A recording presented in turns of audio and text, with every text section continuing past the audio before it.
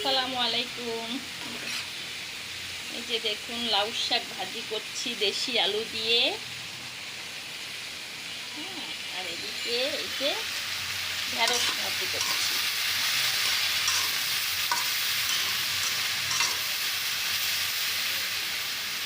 ঢেঁড়স ভাজি আর এই যে রাতের তরকারি আছে, ডাল আছে এক পাতিল, এগুলো ব্লেন্ডার করব। আর এই যে চিংড়ি মাছ ভুনো, গুঁড়া মাছ আলু দিয়ে ভাজি করেছি, এগুলো আছে। আর এগুলো শাকটা ভাজি করছি।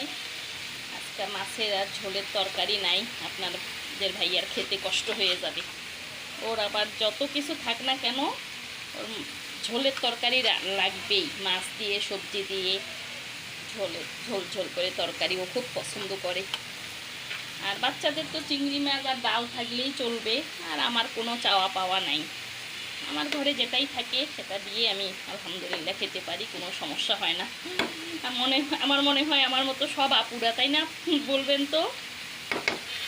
এই হচ্ছে আমার আজকে দুপুরে রান্না বাড়া।